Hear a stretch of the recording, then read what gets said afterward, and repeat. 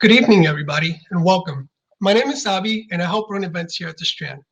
Before we launch into a discussion of Jason Schreier's newest book, Press Reset, Ruin and Recovery in the Video Game Industry, I'd like to share a little bit of history about the Strand. The Strand was founded in 1927 by Benjamin Bass on 4th Avenue's Book Row. Searching from Union Square to Astor Place, Book Row gradually dwindled from 48 bookstores until after 93 years, the Strand is the sole survivor, now run by third-generation owner Nancy Bass Wyden. We want to thank all of you for your support. Without our loyal community of book lovers and authors, we wouldn't be here today. Tonight, we're thrilled to have with us Jason Schreier for the launch of his newest book, Press Reset. Jason Schreier is the author of Blood, Sweat, and Pixels and a reporter at Bloomberg News, where he covers the video game industry. Previously, he spent 8 years at Kotaku, one of the biggest video game websites in the world. He has also covered games for Wired and has contributed to a wide range of outlets, including the New York Times, Edge, Pace, Killscreen, the Onion News Network. He lives in New York City with his wife and daughter. Joining Jason in conversation tonight is Tina Amini. Tina is the editor-in-chief of IGN. She was born and raised in New York City, where she studied media and communications at NYU and started her career in video game journalism.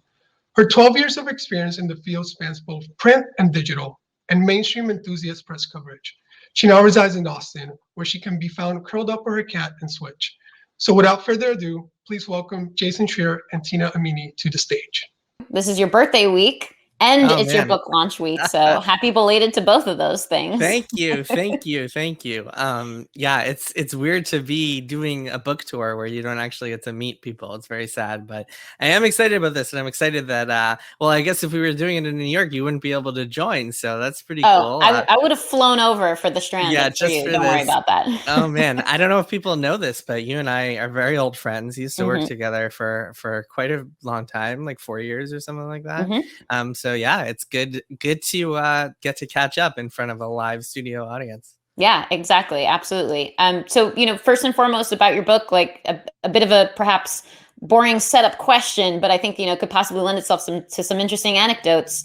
I'm curious about your process, essentially. Like your book explores a lot of the struggles of various teams and studios in a way that is almost cleanly divided into these self-contained chapters about individual studios, but still ultimately manages to tell a fairly singular story too, because of the people that you interviewed and how those people that you interviewed, it followed their lives as they basically shifted or connected from one studio to the next. So yeah, I'm curious, how did it all come together and how did you approach selecting who to interview and why and when?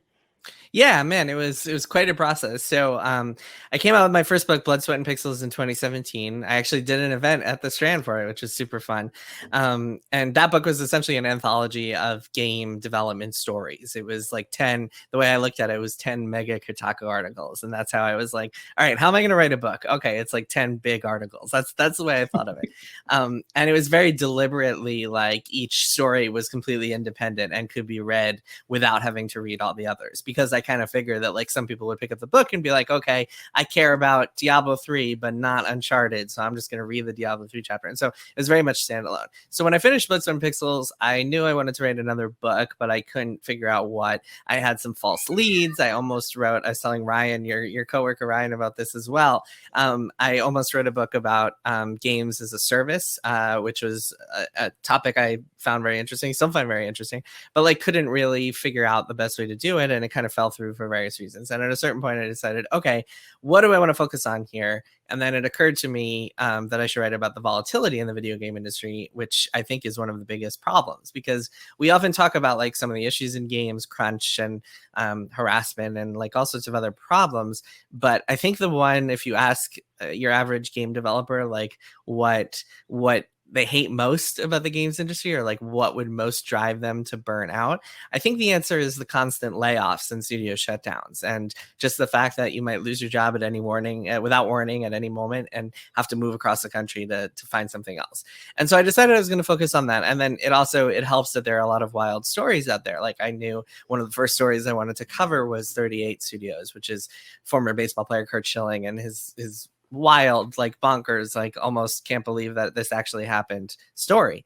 And then I knew I wanted to do I was like, okay, I could do BioShock's studio behind BioShock, or Rational. Maybe I could do a story about their sister studio, 2K Marin. And then I was like, oh, I could follow around Warren Spector. And then it all kind of coalesced from there.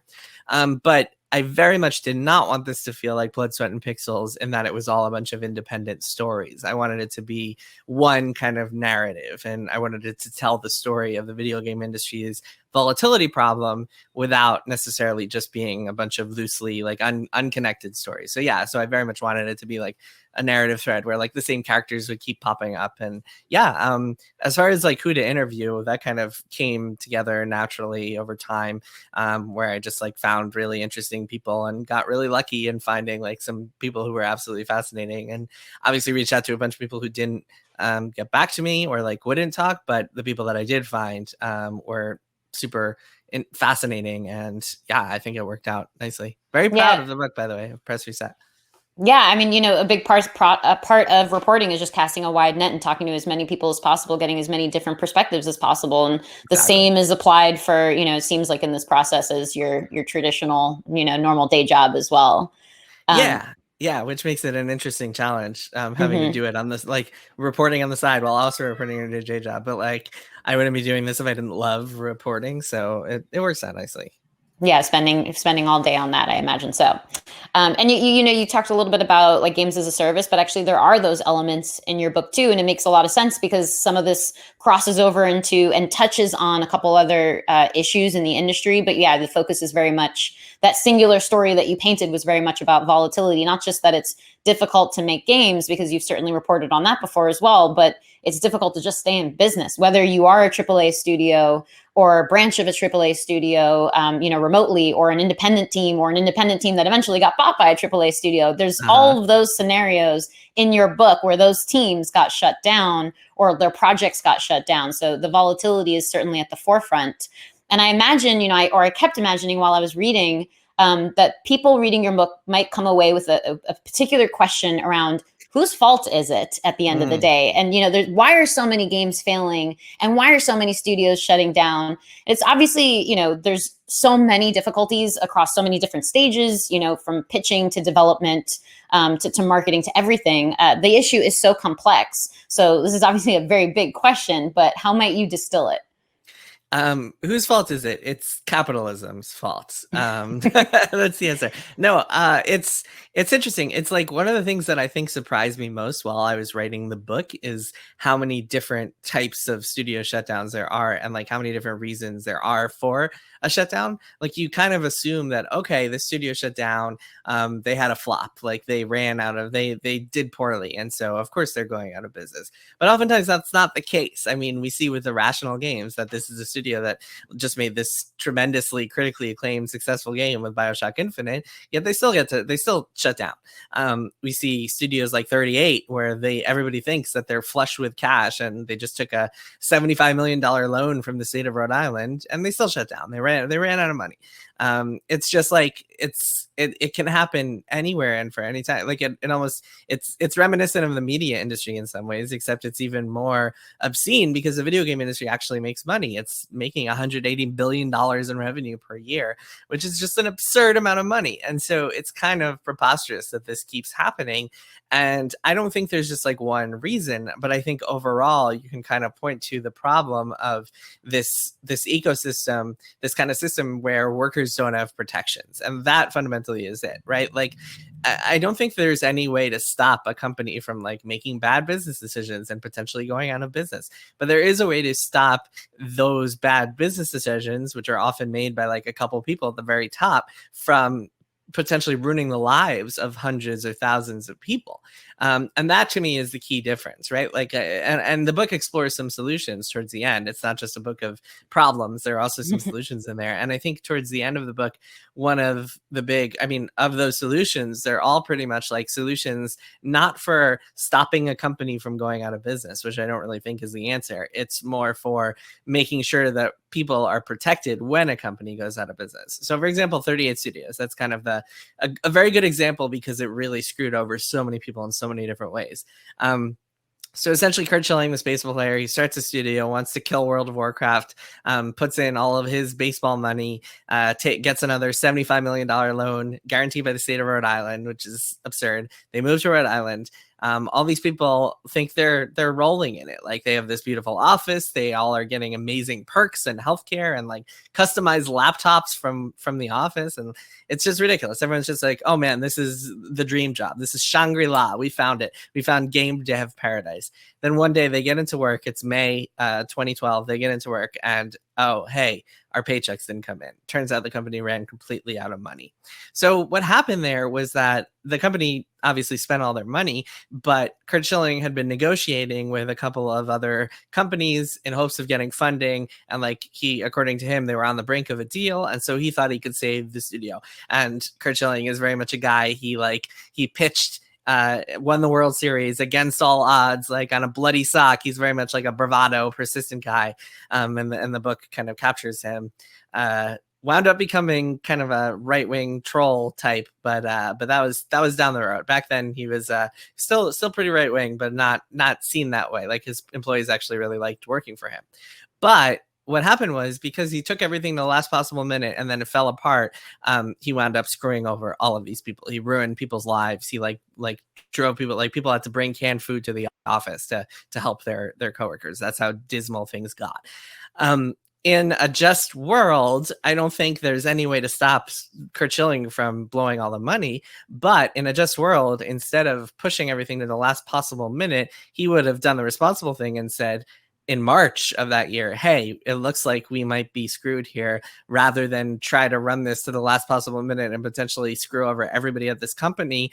I am going to wind things down and give a bunch of people severance for the next 2 months and like allow people to have a landing, like, and runway on their way out, instead of just completely screwing them all over. So yeah, I mean, those are the kinds of solutions that I think are necessary, like ways to make sure that management does the responsible thing instead of leaving people stranded in Rhode Island without jobs and without paychecks. And in some cases, stuck with their mortgages from Massachusetts that the company said it would take over and didn't like sell. Yeah, that was quite a wild ride. And I'm sure for them, even more so, just to kind of learn the fact that they were off the hook of a mortgage and then come back into it, with additional payments that they need to make in the middle of finding another job and potentially relocating. And talking about Kurt Schilling, because he is like a prominent figure in the book, I think one of the consistent themes as they were going from at the height of their game, feeling good about Kingdoms of Amalur, and then moving into trying to find rounds of new funding, a lot of the theme that keeps coming up is, why Kurt Schilling? Like, does he have anything to do with the video game industry? Does he have the experience for this? A lot of the people that he was working with around him, it's not uncommon for people to hire people that they know, obviously, but a lot of the people around him, you might say like we're very close and maybe not industry experts either. So one of the things that I'm leading to with this question is like, it's very easy to say, the person at the top, they were obviously responsible. They're making the most money. They have the most responsibility. Therefore, it's on them to figure these things out. And I think that in a lot of these cases, so many people like want a villain to kind of pin the blame on. But even in your book, there were anecdotes of people that were like empathizing with him and with Ken Levine, who's another prominent figure in your book, and kind of a similar level of, an auteur, a very trusted auteur to follow in the grand, emphasis of the success of both of their careers, obviously in very different ways. But, a couple people that you interviewed eventually found themselves in similar-ish positions and kind of creative lead positions. And a few of them were even like, man, I understand how difficult it must be. So it's interesting that they're villains to some, but then to some others, they might just look like passionate people trying their hardest while up against like seemingly impossible odds. So like, how does that kind of fit in with the storyline too? Yeah, it's interesting. I think with Kurt Schilling, it's easier for your kind of your average, maybe more progressive minded person to see him as a villain because of what he became after 38 Studios, and like he was like fired from ESPN for posting transphobic memes. So he's not someone who a lot of people really want to root for. That said, yeah, absolutely. I mean, first of all, to your first point, yes, he absolutely surrounded himself with friends and also with people who also didn't have a lot of experience experience in the games industry. It was very much a company run by people who like didn't some of the one of his whole shticks, one of his kind of strategies was to hire the most talented people in any given field. And so what he did was he brought in R.A. Salvador, who's this famous fantasy author, to write the story. And he brought in Todd McFarlane, who's this famous comics artist, to do some of the art. And neither those guys were not experienced game people. They were just at the top of their games in their respective, like in fantasy books and then in art. So it became this world where it was like, oh man, okay. And then like some of those people, Kurt also brought in some of his family in various positions at the studio, and other people's family was brought in. And there was a lot of like experience at the top, that is for sure.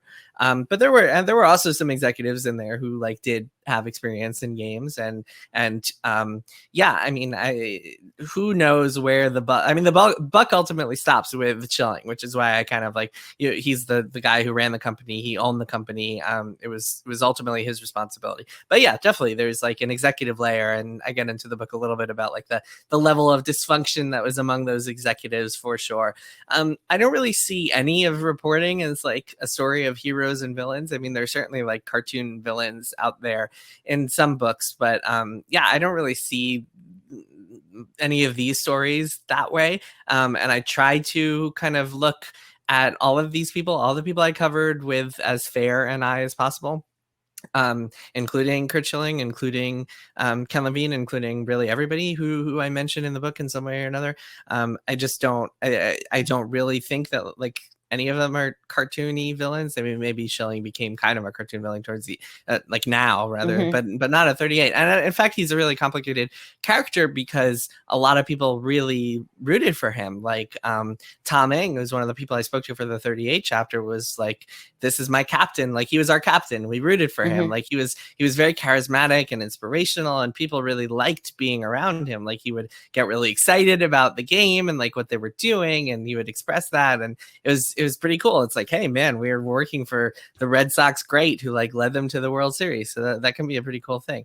But yeah, I mean, fundamentally, it was also like, it's kind of like, okay, all that's true, but also it was his responsibility for keeping the studio afloat, and that didn't happen. And like ultimately, when people are stranded in Rhode Island and like have to go to the office and get canned food to like live, then I mean, we've gone too far.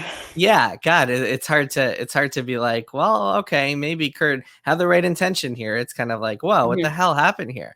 And yeah, I mean, as far as irrational games, the auteur theory is really interesting, and a lot of people have talked about this over the years. This idea of like the challenging genius, I think, is a fair way to describe someone like Ken Levine, who a lot of people have worked with and had kind of negative experiences with. And there's a lot. I don't want to be like I'm not going to take some strong stance and be like, there's no room for people like this in the video game industry. But we've certainly seen more of a reckoning over the past few years when it comes to that sort of person.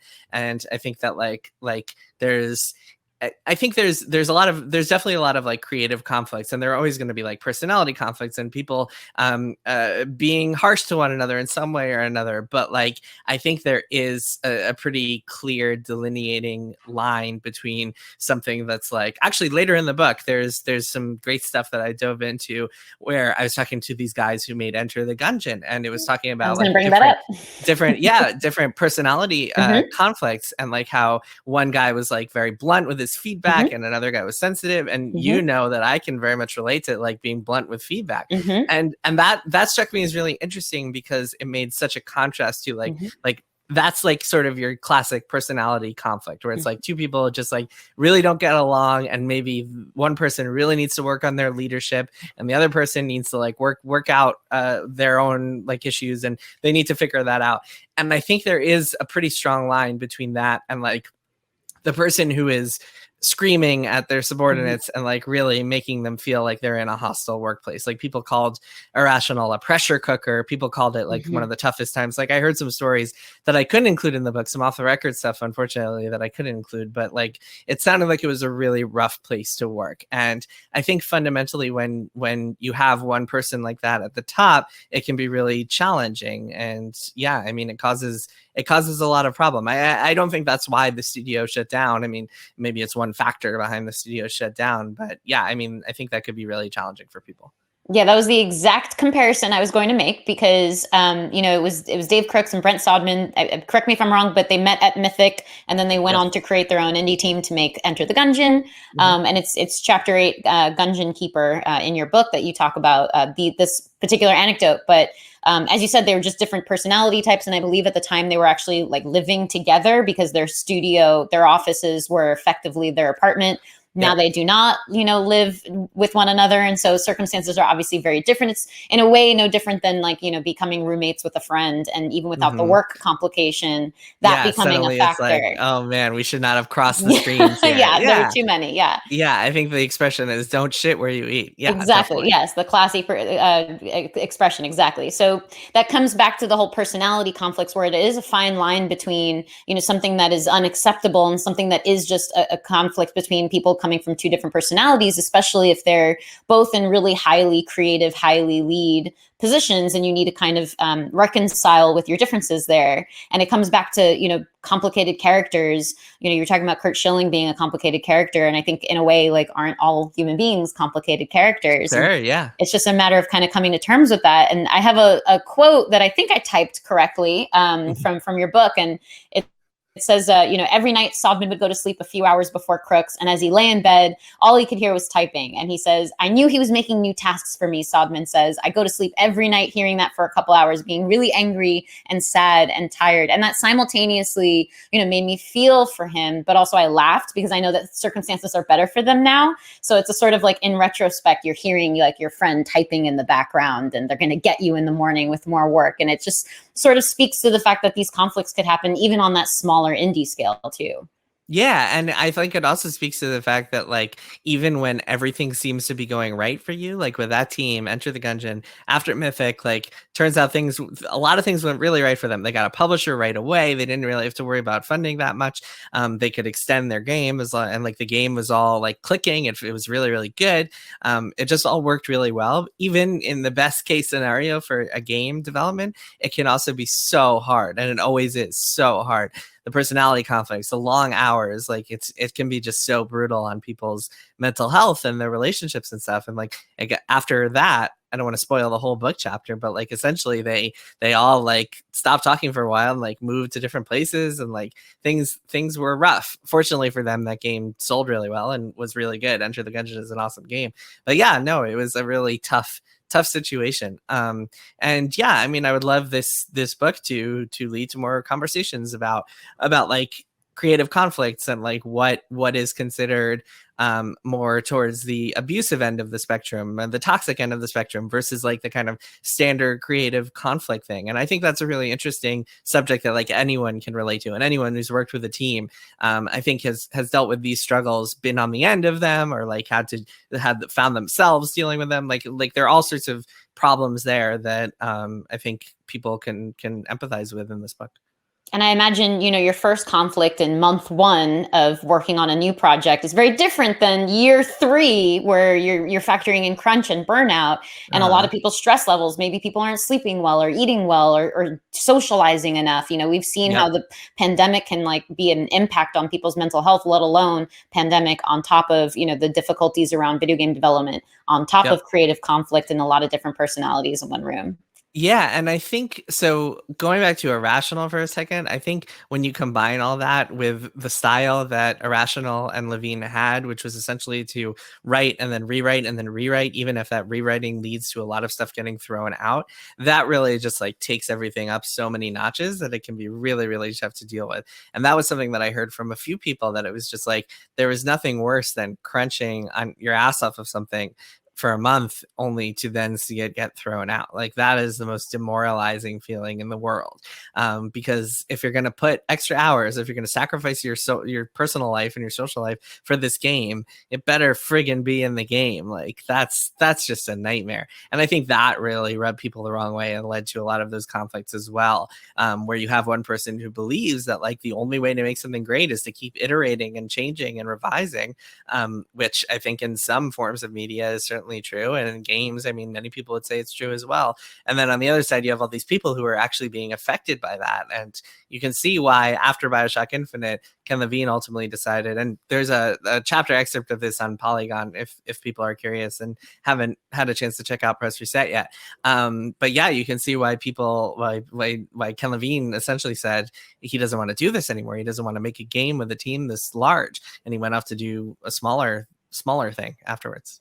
So speaking of smaller things, and we touched on the indie scene a little bit, it's increasingly become a viable career path. And potentially a solution to some of the issues that you've cited in both this book and your previous book. I think that a lot of developers find relief and agency in making that transition, but also illustrated in your book, not exactly foolproof at the same time either. There's a lot of downsides to going indie too. And one of the indie groups born out of Irrational's closure, so to speak, around the molasses flood, I think like one of their realizations was the process is very similar, but they cited smaller numbers. So you're going through the same motions, but the return and what you're operating with is just at that smaller scale. And that for their first game, they didn't even break even. And that can be just so harrowing to look at. Like, you have the responsibilities in front of you. And Gwen Frey, who was a part of that group, mentioned that failure was so. This is a quote from your book from Gwen. That failure was so much worse than ever being laid off or anything else, because you're responsible at the end of the day. And that was really striking. Yeah, it can be really brutal, and there's such a glut of indie games these days that it's very difficult to stand out, and so it's very difficult to reach an audience and make money. And for every indie success story we hear, for every like Minecraft or Stardew Valley, there are 100 games that you've never heard of, and that like the developers behind them had to go back to AAA or had to leave the industry or like find some other job.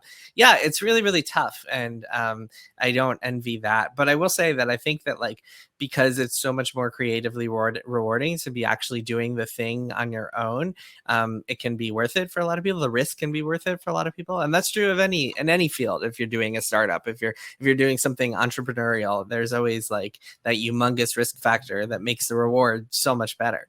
Yeah, it's the molasses flood story is really an interesting one, and that's very much like an up and down story of like, oh man, we can relate. I believe it was Forrest Dowling, who was one of the co-founders of the molasses flood and now the CEO, who was like, yeah, I mean, I can certainly relate to some of the things that his old boss Ken Levine had gone through. And yeah, it's the business realities of being in that world of indie game development can be really tough, but it can also feel, I mean, the other part of this equation is that if you're working on a AAA game, so if you're working on BioShock Infinite, you know that at the end of the day, at the end of the game's development, no matter what, like a lot of people are going to play this game. Like they're going to be big features in the New York Times and GameStop launch events, and like you will get to see people going out and enjoying the game. But the flip side of that is, unless you're in one of those key creative roles, or unless you have like ownership over one specific thing, the way Gwen Frey did, you don't really have a ton of creative input. Like if you're a programmer on the game, you're probably just, you get an assigned list of tasks and you're just programming and trying to solve those tasks, and that might be rewarding for you. But like at the end of the day, you're not the one in the room being like, okay, well, here's what I want Elizabeth to sound like and look like and do and all that stuff. You're not making a ton of the creative decisions. Really, only a few people are. And in the indie world, you can have a lot more say and a lot more creativity in the process. So for that alone, I think it's worth it for a lot of people. And weirdly enough, the benefits of being attached to a bigger publisher that has the sort of, expenditures behind you to be able to support you in a marketing capacity. You don't have to go out to market to find people to invest. You don't have to be going out and pitching. You don't have to go to E3 and do all that. You've got a whole team working on those things for you. But on the flip side, in your first chapter, you're talking to Chase Jones, who worked on Epic Mickey, surrounding with Warren Spector and with Disney, and he was saying that he was hoping to have a conversation about scope and budgets, because you do have the ability, you do have a different budget behind you, but the quote is, that never happens. People have a date for all their financials to work, and most of the time you work backwards. So despite that support, in a roundabout way, it comes around to actually be an inefficiency rather than an efficiency and metrics of support. It just kind of it's another source of complication, essentially. Yep. Yeah, well, like I said before, capitalism. Yeah, it's very much like gotta hit those fiscal quarters, Mhm. gotta make shareholders happy when you're part of that larger organization. Yeah, absolutely. And then like with Disney and Epic Mickey, especially with Epic Mickey 2, the solution was to throw more money at the problem, throw more people at the problem, which can often be counterproductive on a game project and can just lead to all sorts of problems, all sorts of mistakes, all sorts of issues when you suddenly have like 100 more people and you have to figure out how to give them all enough work to finish the game. Yeah, no, it's not. It's like a trade-off. It's all trade-offs. The pros and cons of being in the big AAA world versus the pros and cons of being in the indie world. A lot of people have gone and done both, and some people have some preferences, and other people have others. In one chapter in the book, I spoke to a guy named David Pittman who worked at 2K Marin, and he was doing the indie thing for a while after 2K Marin. And at one point, he was like trying to figure out what he was going to do next, and he took some job interviews. And like he was like, I almost like had a panic attack, like going into this AAA studio and looking around and be like, oh my god, I can't be part of this machine anymore. So yeah, I mean, it can both can have their pros and cons, I would say. Absolutely. And you mentioned your book isn't just a laundry list of complaints. It is actually offers some prospect of based on basically the present and the future. So you're closer to the final chapters of your book. The conversations with developers that you have start to turn towards the present circumstances, obviously being the pandemic and what a struggle that's been. I've heard anecdotes from people as well about how difficult it is to work on and share and review progress on assets remotely, or Yeah, difficult to yeah. foster the same sense of camaraderie and conversation.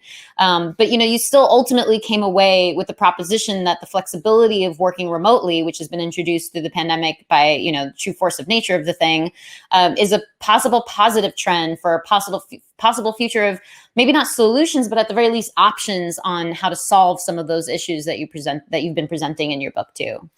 I think ultimately, like one of the big other solutions that I present is unionization, which I think is kind of integral and is going to happen at some point or another in some form or another. But really, I think remote work is like almost like a cure-all for a lot of these problems because again, if you ask game developers, like I said before, if you ask game developers the biggest problem in the games industry, a lot of them will say the layoffs, the closures, the instability. And then if you take that further and you say why, oftentimes the answer will be, well, I can't be moving to a new city every time I need a new job. Because if these game developers, the stat I have in the book is that like your average game developer has had about 2 jobs in 5 years, every 5 years. If you're moving like to a new city every 2.5 years, and because the games industry is so spread out throughout the world, there's no like one big hub where all the games are the way that like film has Hollywood. You have to be moving around to take these jobs. And if that were to stop, if you got laid off, but you didn't have to move from Boston to Seattle, you didn't have to worry about being stranded in Rhode Island where there are no other game companies. If you could just get a job anywhere from the comfort of your office, that would be a game changer. Like it would change everything. And I'm very curious to see what happens post-COVID, like how many game companies adopt remote work as an actual solution, because I really think it could be so beneficial. And yes, it definitely has cons. It definitely has productivity cons. It definitely has, although it's hard to isolate, like in the pandemic, it's hard to say like remote work is the reason for these productivity failures, because so many people have so many other problems. COVID first and foremost, but also like childcare and like other issues that have come up due to the pandemic.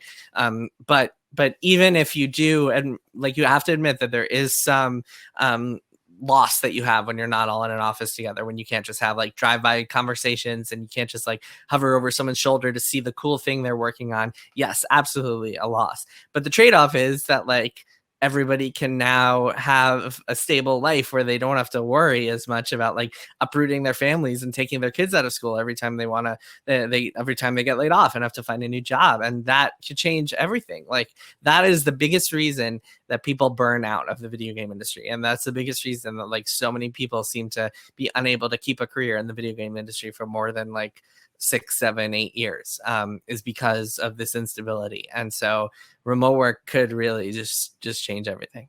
Absolutely. And there's, the possibility that there are some issues that maybe we don't think of as issues that could be solved through people having the flexibility of working remotely too, even just around like salary expectations, of course. People have the flexibility to live wherever they want and they're not pressured into thinking about these incredibly expensive cities that they have to survive in. But Yep. also there's an anecdote, with the Big Huge Games group in chapter 7 of your book.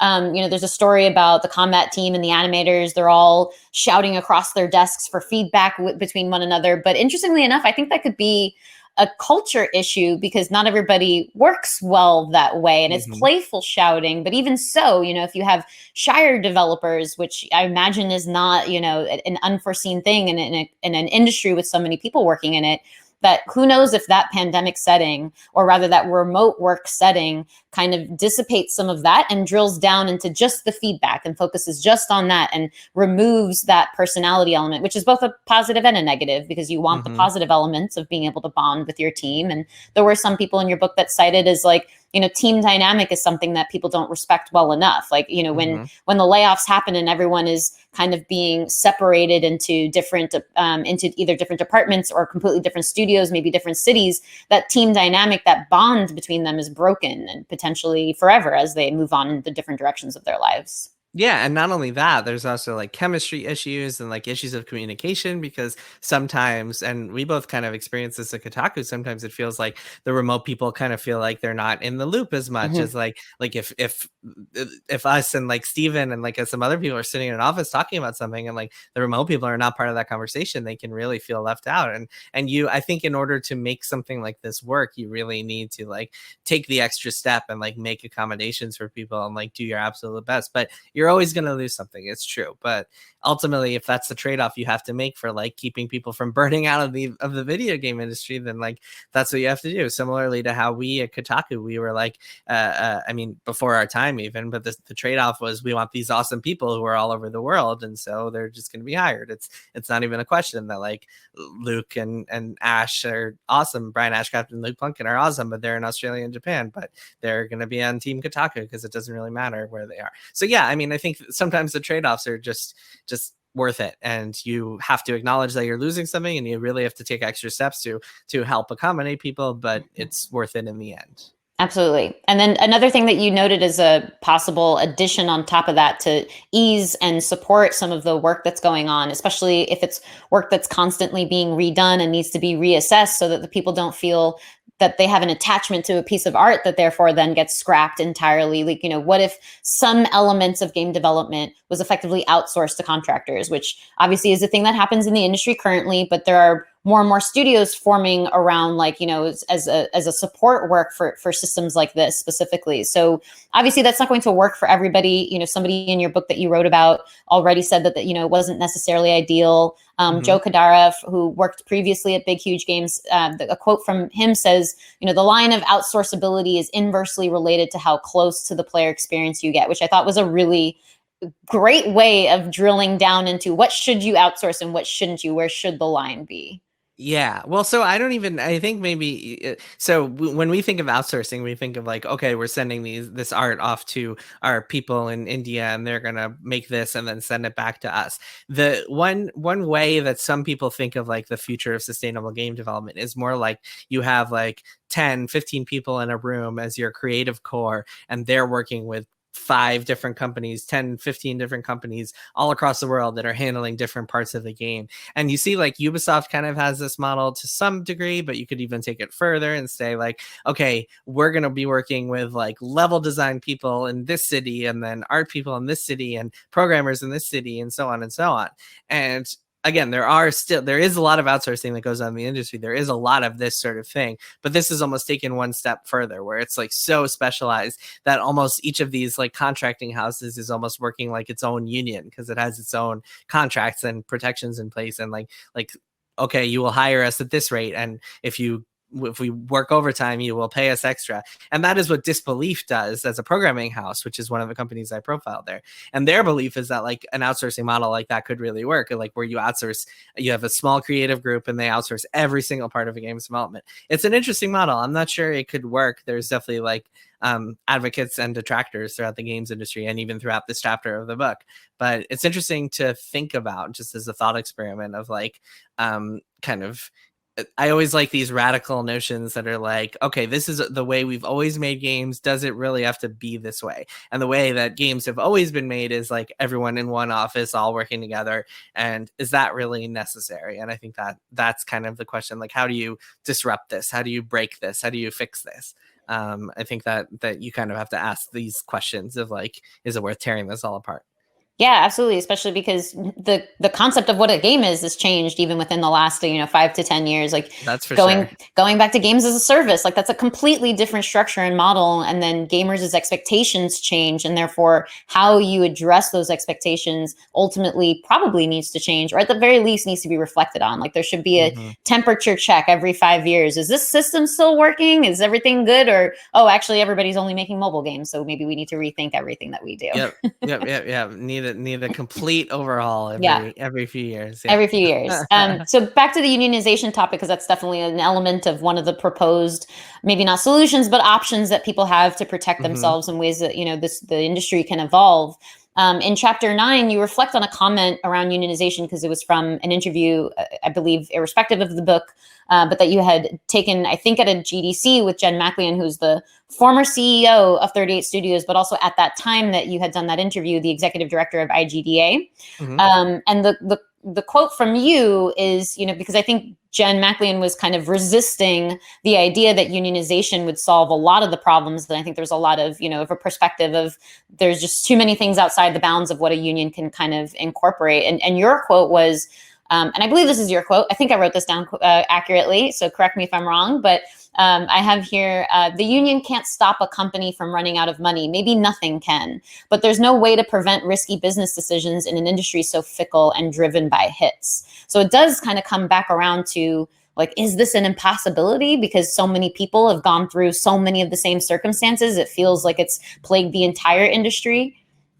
Well, but then, by the way, we should probably take some listener questions after this. But to answer that, the but after that in the book is, but like a union could have helped the studio that McLean helped run from laying off all its workers suddenly and like without giving them any severance. And like I was mentioning before, like the difference between a hypothetical 38 studios with a union and 38 studios without a union is that with a union, they could have forced the company to give them severance and to shut down 2 months earlier and say, hey, we're running out of money here, so we're going to go off and give every member of the union 2 months of severance so they can be on their way. Like that I think is the big difference, right? Like I said, the union can't stop a company from making crappy decisions and running itself into the ground, but a union could protect workers under circumstances like this. And like there are also cases in the book about game studios that did quote unquote humane studio shutdowns and like really brought in a bunch of people for a job fair and like gave people severance and like extended benefits for people who really needed it. And that definitely happens, but like for that to happen, you have to rely on the generosity of management, and any sort of system where you have to rely on the generosity of management is probably some problems there. So yeah, I mean, I think having union protection would make all the difference in some of these cases. Somebody fighting for you, essentially, rather than relying on an individual. Exactly. So yes, would be able to talk about this a lot longer, but there's a bunch of questions from the audience. So let's jump ahead into that and cool. See what we've got. So this first question from Dennis, how do you deal with negativity? Pushback from the companies you report on is to be expected, but are you ever surprised by the fans of those companies and their often aggressive online reactions towards you? Yes, all the time. I'm curious to hear your take on this as well, but yeah, no, definitely. I mean, it's very like the game community is very toxic and tribalistic and full of just like awful people. A lot of people often ask, we were joking about this earlier, a lot of people ask, why do I block so many people on Twitter? It's because there's so many awful people. It's because it's the only sane way to interact with the gaming community is to kind of tune out people who bother you. Yeah, there are a lot of awful people. There are a lot of tribalistic people, a lot of people who get mad when you criticize their favorite companies, a lot of people who like look at you and say, why are you only reporting negative news? Where's all the positivity here about our favorite multi-billion-dollar corporation? Yeah, it's a little ridiculous and a little bit yeah, I mean, it's unfortunate. It bums me out. It definitely bums me out that the gaming community is so full of toxicity, and it has for a long time. I mean, you and I were both at Kotaku during when Gamergate started, and that was just a constant bummer, constantly depressing and devastating. And yeah, I mean, there's a lot of bad apples out there, and it's unfortunate. I wish there was something I could do about it. And I think a lot of it is systemic, right? It's like these game companies just create this environment where everybody feels like everything is for them. It's like, we do this all for you, the gamers. I'd love some game companies to come up on at E3 and be like, we do it all for ourselves. Like, we do it because we enjoy making games. We don't really give a flying F about the gamers. There's so much coddling to fan bases that it like creates this atmosphere where people feel like A, they love these companies and companies are their friends, and B, like anything that's negative about the companies is kill the messenger, like kill the journalist, like, oh my God, you reported No Man's Sky was going to be delayed, I'm going to send death threats to you, like that sort of thing. And yeah, it's unfortunate, and I think companies very much are perfectly happy with that because no company wants journalists reporting negative news. So it's very much in like Sony's interest that anyone who like does like investigates some wrongdoing or like publishes something that might reflect on them negatively has to deal with like throngs of angry fans on Twitter and like people with PlayStation logos in their profiles just going after them. Like that is very much in the corporation's interest. So it's all just an extremely toxic cycle, and it's really, really horrible. not to get all bummer here. Yeah, I mean, there's that running joke with you, which is, oh, Jason's gone and delayed a game again, and I think that that's been adopted as like an affectionate joke almost at this point.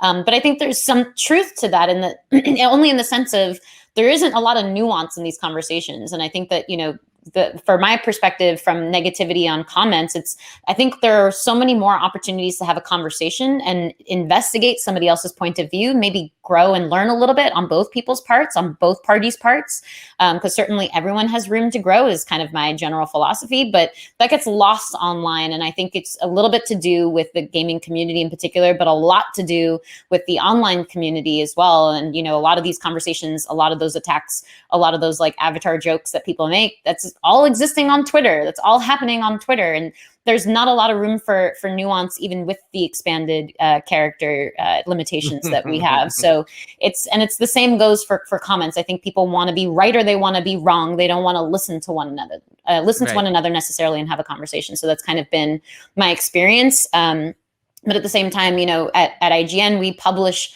so much. And so we have so many opportunities to focus just on the fandom elements. And we have podcasts where pretty much all we talk about is like the things that we're excited about that week, but we'll talk about the news and we'll talk critically about that too. And that range at least affords us a little bit more publicity so that people see the range of our personalities. But, if people don't know you very well, I imagine they know you well enough from Twitter to know that you're a big JRPG fan, but there would be a lot of people who might read your work and not think about you as a big JRPG fan as well. Like somebody who obviously cares about the gaming industry and about the developers who make those games and of course the games themselves. And that's a lot of the nuance that's missed too.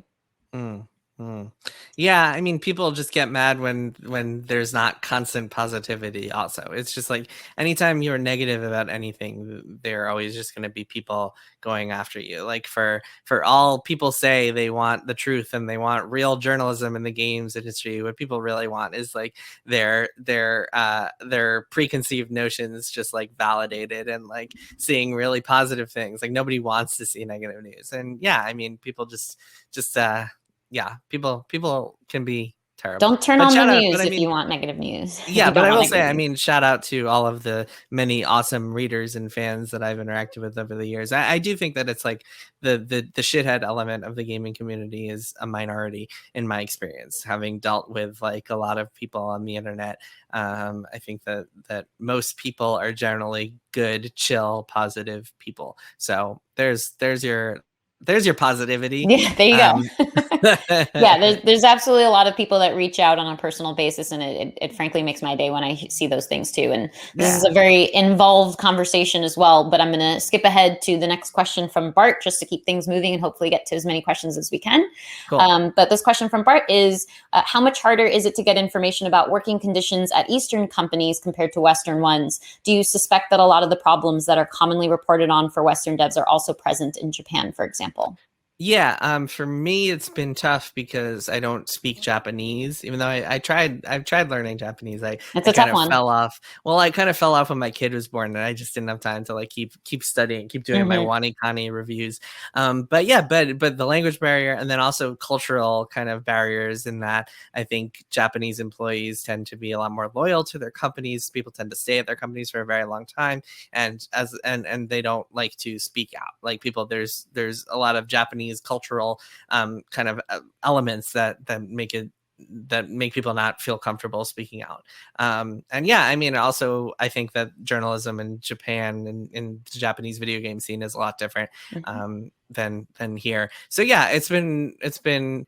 I mean, it's not like I'm actively like reaching out to Japanese game developers all the time. It's just not been something that I've actively sought to do or to dive into. And I think the language and cultural barriers are difficult. But that said, I think that like based on what we've seen here in the West about of Japanese work culture, it seems like people work a lot of hours, and that it can be really tough to work there as well.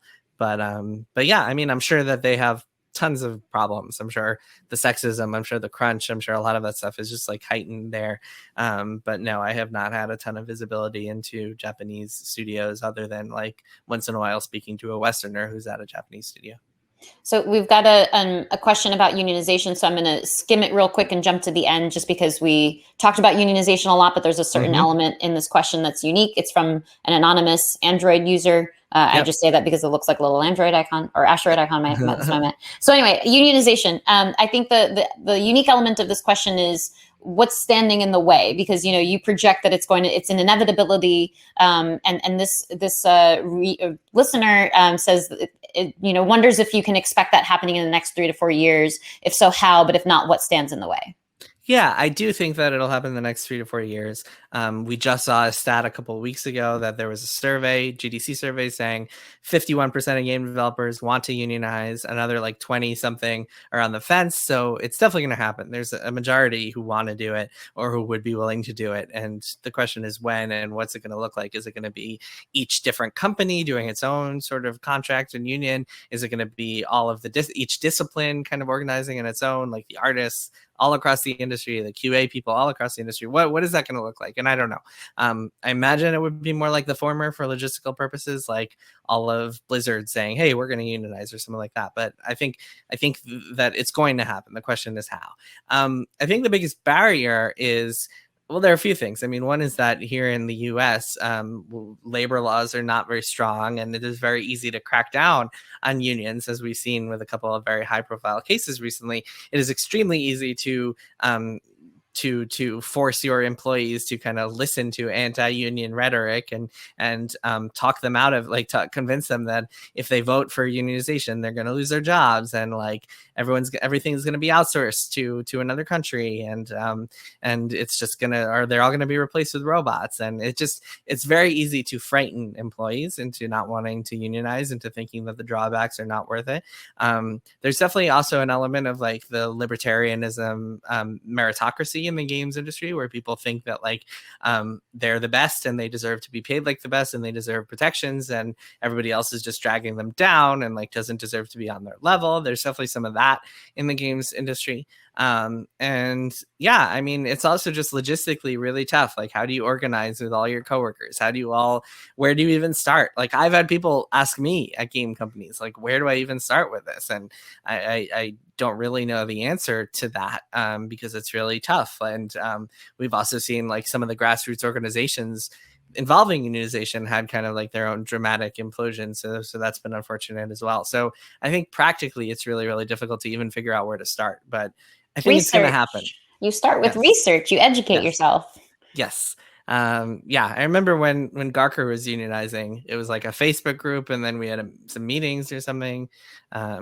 But yeah, I mean, there are different unions that public. prioritize different things, and you need to learn like what are the systems, what do the negotiations look like, how is it going to impact the yearly merit process? Like there's a lot to it, and there's a lot of different structures and organizations that can help you with those things. So research is always a good place to start to educate yourself on what it even is. It's shocking how many people don't know what a union specifically does, oftentimes too.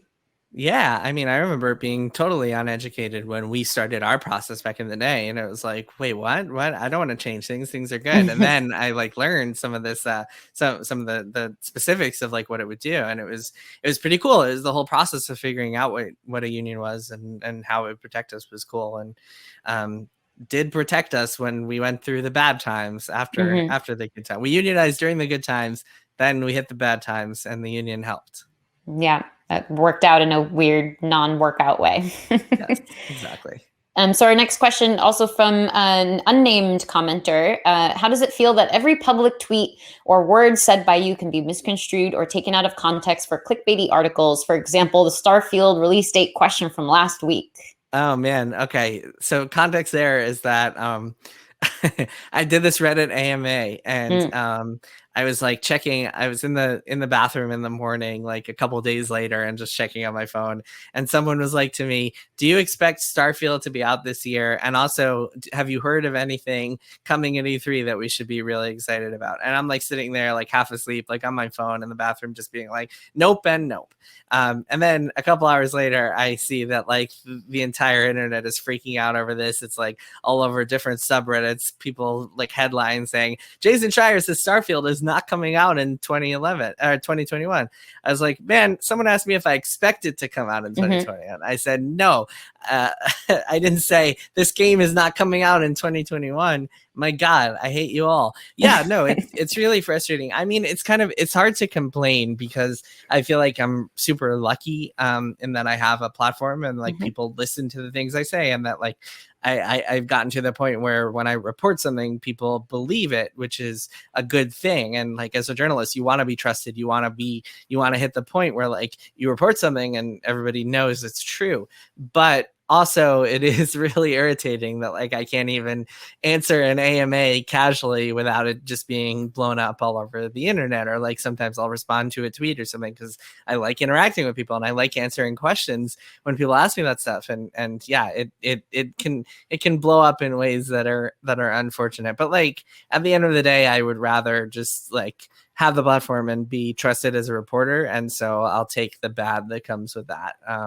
This is not like in terms of like the things that drive me crazy on the internet, the kind of the toxicity is the way worse problem than like people running with what I say, with rumors based on what I say. Like that's a little irritating, but like fine, no big deal. Like not something that I really like stress out about at night, as opposed to like all the awfulness that's on the internet, which is a whole different ballgame. And frankly, it's easy to interpret your tweets if you do look at the intentionality of like, how things are phrased. So it's, do you expect versus if you had replied and said, well, I have heard, 3 reports on the fact that Starfield is actually canceled, but I'm not reporting it for XYZ reasons. Like if you have substantive news, you're reporting it. You're not going to be just sharing it on your Twitter feed, certainly. Right. So that's a context to take into consideration, but also going back to, the nuance on Twitter thing, like there is some element of being able to read between the specific word choices there too, and how we frame those things. And, that's what a reporter's job is. There's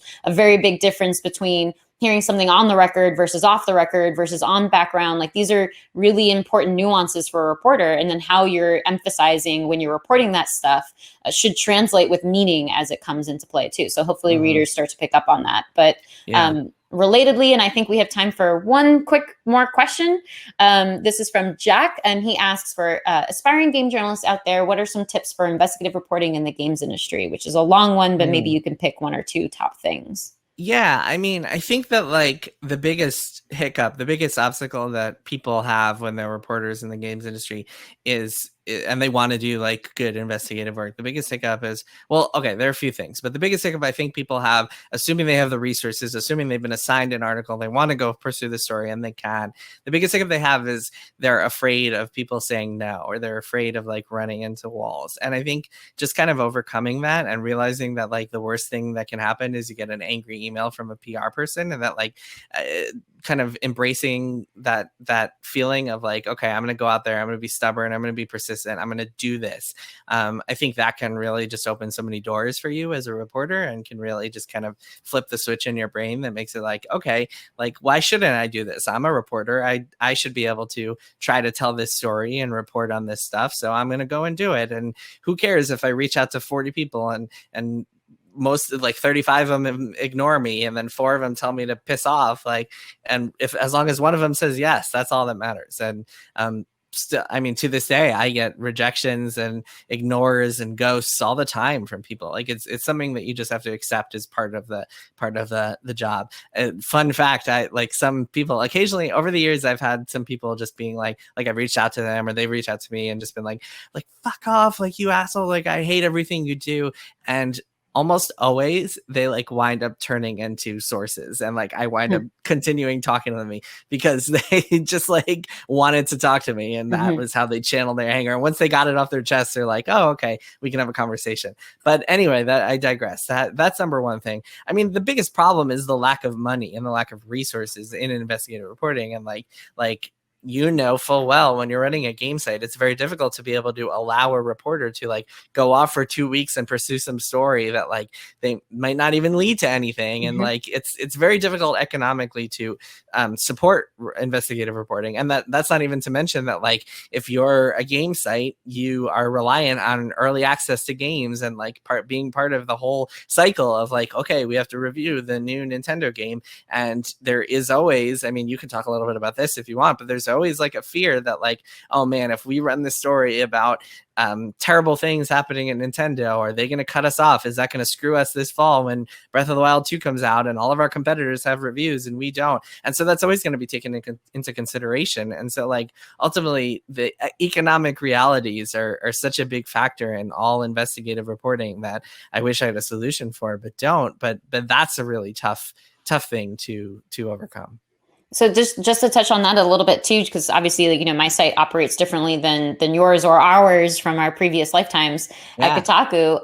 But I've actually found that I think people have gotten to a point where they understand that we're doing our jobs, and as long as we're being responsible and respectful, and part of that, a huge part of that, is giving people an opportunity to comment and an opportunity to understand a little bit about what you're publishing before you do so that they may have a particular statement to share or a different side of the story. And frankly, that's beneficial for us because we do want every side of that story to be as accurate in our conception of how we're telling that story too. So I think it's mostly come down to people don't love leaks, but you and I share the opinion of like that's not really what we think of when we think about investigative journalism. It's leaks aren't helping anybody to a degree. If there's an element to that leak that has important information for a consumer, there's some big new monetary model attached to a game announcement, there might be something that is actually genuinely an important enough truth to share, but nobody wants to spoil people's surprises and all the hard work that people have been doing on these things. So I think that's the one instance